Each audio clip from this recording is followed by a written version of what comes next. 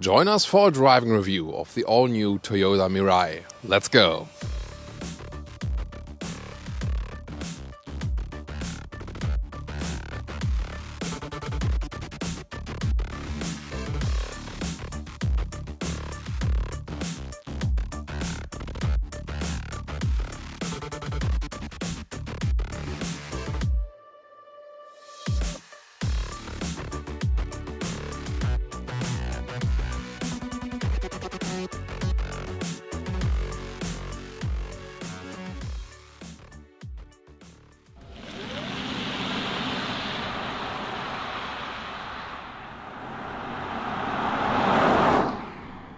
A completely new platform for the Toyota Mirai, longer front hood and a sporty styling.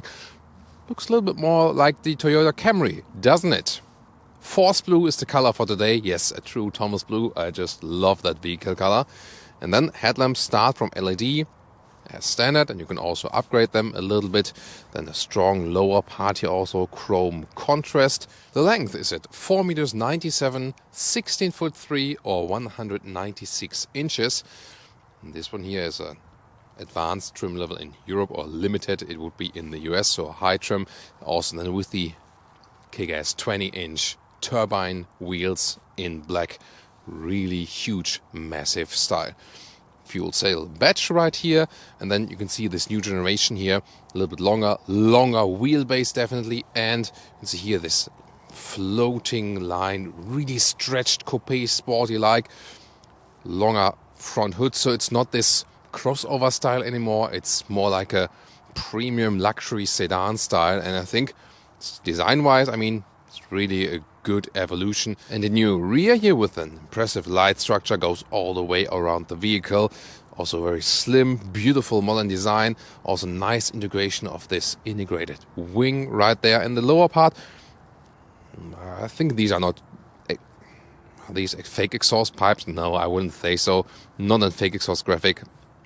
From distance, maybe somewhat. Yeah, but you know, the cool thing, of course, about these fuel cell vehicles is the only thing that comes underneath out of the car is actually water. That's the secret.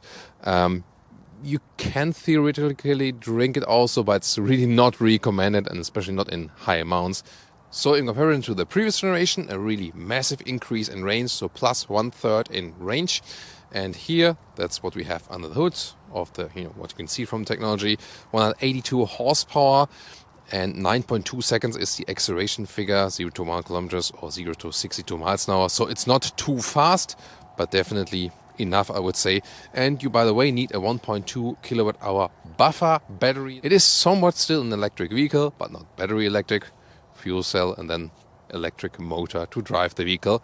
And now in this generation, rear-wheel drive.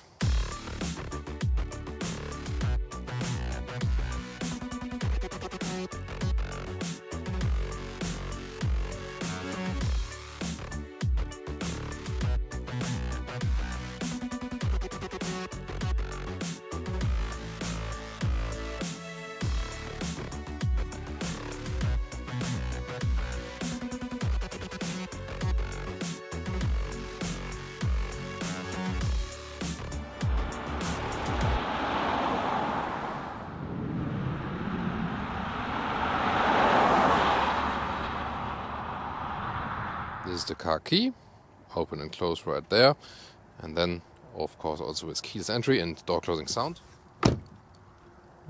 Yeah, not too impressive, but also not bad at all. Then we have a leatherette cover from the inside of the doors. Here also all soft touch materials, but also a lot of high gloss piano lacquer use. Then see here the steering wheel, quite compact size. And then the seats in this case here. This is a high-grade leatherette. Softex they call it.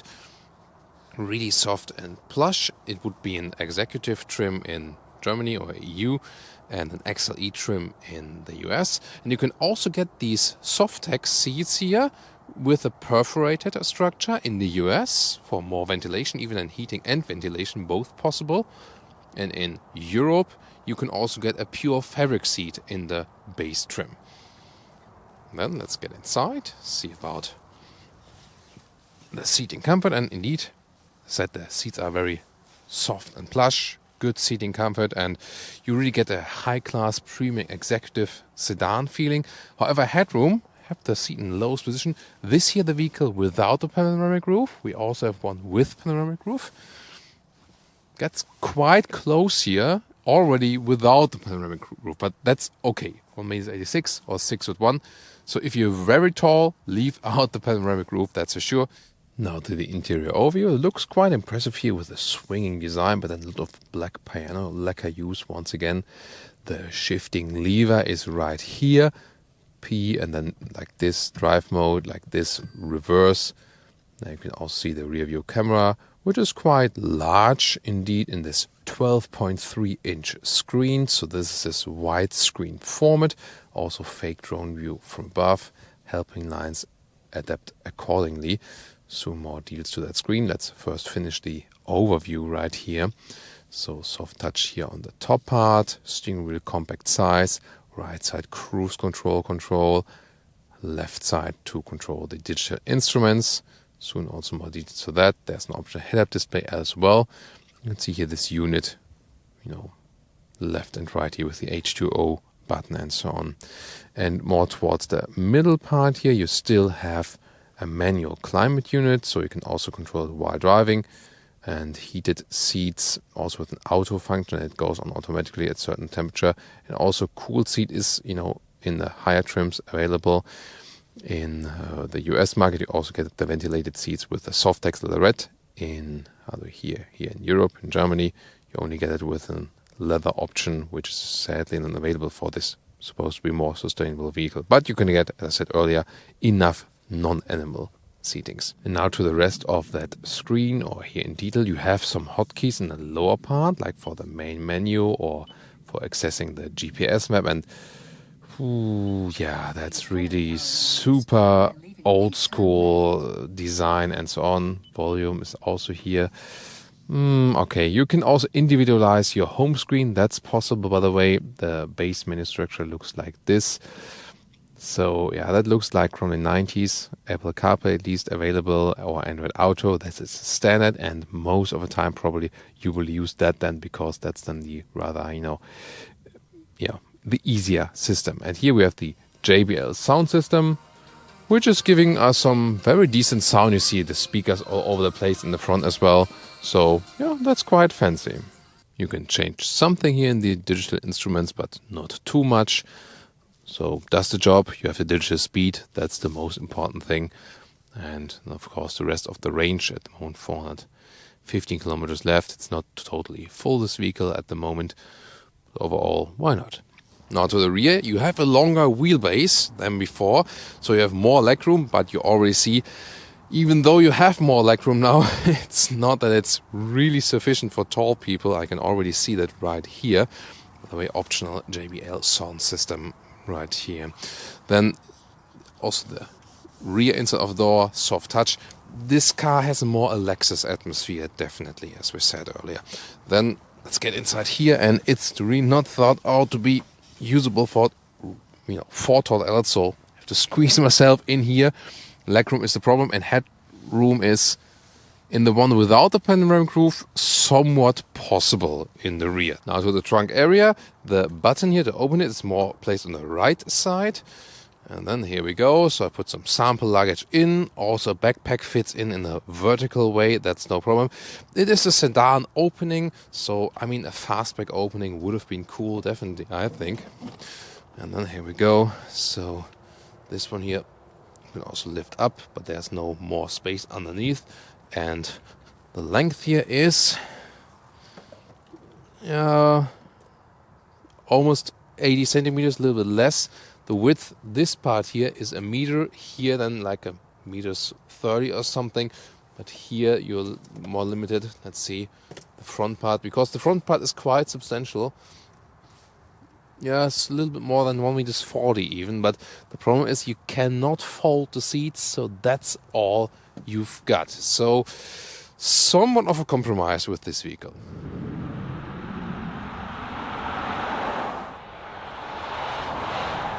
Welcome to Thomas's Driving Lounge with the Toyota Mirai here in the second generation. Well, price is lower, range is higher, rear-wheel drive, more fun, longer vehicle, more an executive drive for sure. So very interesting improvements. And first of all, first impression is a very relaxing ride, a silent ride of course. You have the electric motor, and since they have reorganized the architecture, new platform, better dampening, also where the fuel cell is placed and where the hydrogen tanks are being placed and so on, you basically hear nothing anymore, so there's no sound, anything, anywhere. And that's of course a relaxing thing to do. It's a good acceleration just here in the city and so on. If you lift the throttle, there is not much recuperation, and you only have a small buffer battery, so recuperation is not like the main focus here like we have with the battery electric vehicles. So as I said, the buffer battery just very small, 1.2 kilowatt hours. It doesn't need to be super sporty as for the acceleration. The car looks really sporty, but it's more this fun and relaxed drive it is, so it's super silent here, not only from the things you don't hear, but also just like from the dampening, the whole insulation of the cabin. It more feels like you would be driving one of the big Lexus luxury sedans and so on. And of course, they also share technology inside the corporation and so on. The shifting lever here, why not? If you put it once to D, sure, you can use that. There is also here this BR mode. We can also test that. So in D, more throttle, more rolling. In the BR mode, let's see if they're... Yeah. Just once again, D, get off throttle, nothing. In the BR mode. Yeah, there's maybe a little bit more recuperation, but not that it would make like a massive difference. So we get on the motorway now, that we can also show you if there's still something, left of an acceleration and so on. 9.2 seconds is the acceleration figure, but so far I feel that the car is quite quick and definitely quick enough. It's not a performance vehicle, but let's see when I get on the motorway. Steering wheel, it's actually very good in the steering, no dead zone area, fine feeling for that, so a nice steering setup, and this feels quite cool here also in the corner. See also getting towards the other vehicle in front of us. And also if I do a little bit of slalom here left and right, 50-50 balance, so for the weight balance, and it really feels very sporty. 20-inch wheels on this case here, but the suspension is still very comfortable. If you want more comfort, go for the smaller wheels, no problem. So let's drop back a little bit. We can do some more acceleration. And here, let's go from 70 kilometers an hour to, let's go. 100. Well, that's 130 kilometers an hour. Like 80 miles an hour. It's not explosive, not super fast, but definitely enough, Again, as I said, cheaper in this new generation, increased range, that's definitely very important. Acceleration, you have to know that it's not super fast, and if you are at speed already here, for example, 116 kilometers an hour, when we accelerate out now, 130, 150, so that takes a while. However, if we are at higher speeds, the car stays really stable. As for suspension, the suspension is a nice compromise between sportiness and comfort. Noise insulation is now, now wind noise is picking up at about 160 kilometers an hour, but still reasonably silent. So this is no problem at all. And again, the driving dynamics also increased in this new generation, so that they went away from this crossover approach and then approach to say it's like a really special vehicle. It's something different to more like a luxury sedan style. I think it's really good. Exterior wise, this has done, a very good job to the car. So it looks really, really fancy now. And driving wise, I just would say only positive impressions. Silent, could be a little bit more powerful. That's different to the most of the electric vehicles. That would be the competitors to this one here. So the EV, battery electric competitors would be definitely more powerful in the acceleration. It's just, range-wise, of course, if you can refuel that here at the H2 station, this will be less of a problem then, maybe, but it really depends on. So to me, the key question is really which infrastructure do you have, and then you can decide, which vehicle to go for. But just driving-wise, really cool. And when we know that only water comes out of the exhaust, then the rear, definitely a nice feeling.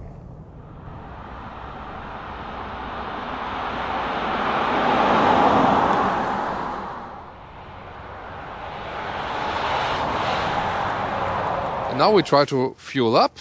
I have this charging card here. So let's see. We remove this one here, put the piston, and then start here.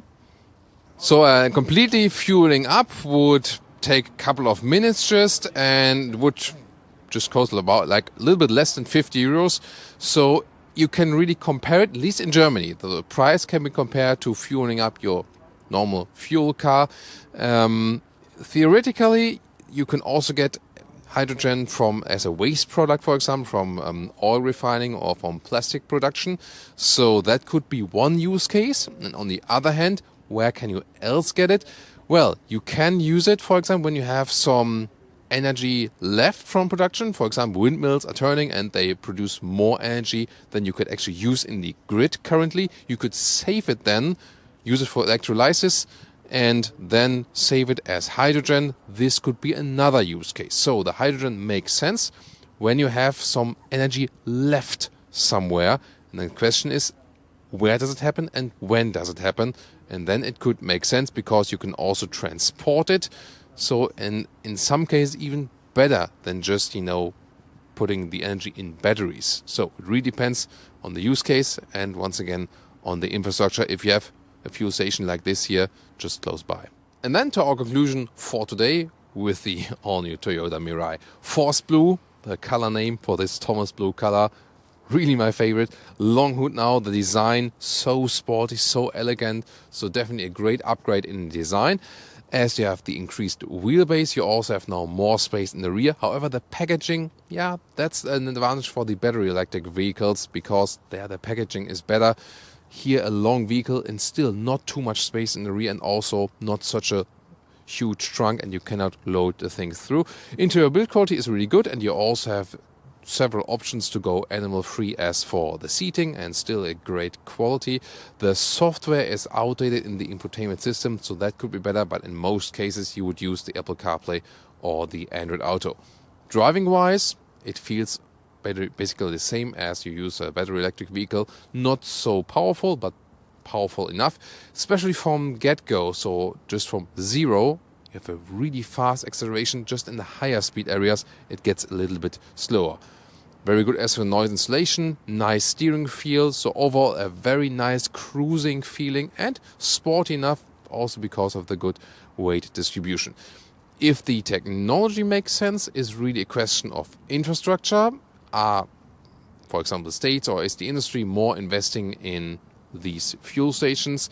Can it be a better infrastructure? And also, do we have enough waste hydrogen from other industry processes? Do we have enough hydrogen production, maybe from too much renewable energy production at some point? This could be a nice use case to have it as a buffer to save some of the energy and then use it in the vehicles once again.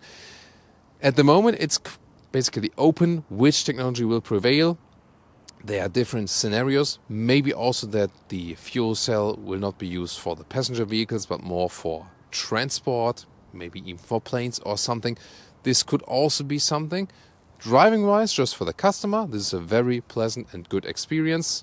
And again, if I would be close to some of these stations, this could be one alternative to building up the electric charging infrastructure, or maybe something will take place on a parallel scale. We'll have to see. Pricing-wise, this dropped about 15,000 euros now in the new generation, so definitely a better deal right now. And depending on the trim level, 50, 60k in euros or dollars, this could then be a deal for this new Toyota Mirai. So, thank you so much for tuning in today. Leave us your comments to the technology in general, of course, to this concise car, the second generation of the Mirai. See you in the comments. See you next time.